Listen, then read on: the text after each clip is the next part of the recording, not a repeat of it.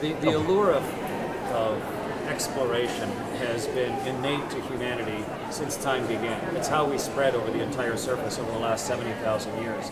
And space exploration is a natural extension of that. I was first inspired by the moon landings, and that was extremely newsworthy at the time. And I resolved, when I became an astronaut, if I ever could do that later, that I would make it as complete and interesting and share it as well as I possibly could. And in all three of my space flights, I did my utmost to share the experience. And it's been such a phenomenon. I mean, the space station's been around for a decade or so now, but you're kind of the first astronaut who's really brought it back to the masses and really made it an inspirational thing again. How are you finding that now that you're back on Earth?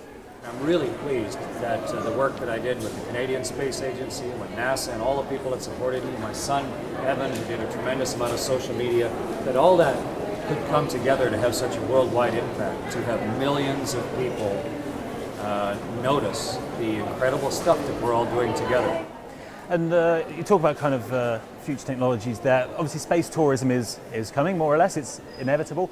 What would your top 3 tips be to any would-be space tourists for surviving in a new and foreign land?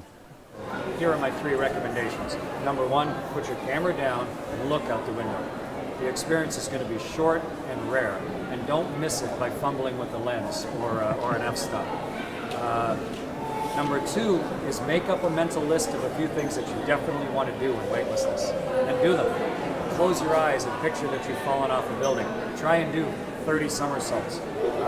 Grab somebody else and move them around. Touch the wall and float to the other side. Take a glob of water and float it in front of yourself. Have some experiments in mind and try them. And number 3 is learn all the parts of it that are dangerous and make sure that you're competent in those parts. You know, re-entry is always going to be difficult, and the particular safety equipment that you're responsible for and the safety of yourself. Take it seriously, because you may be a tourist, but you don't want to be a burden or a hazard to the people around you. So know your part, don't look at it through a camera lens, and have a plan and stick with your plan. I think those would be my 3 recommendations.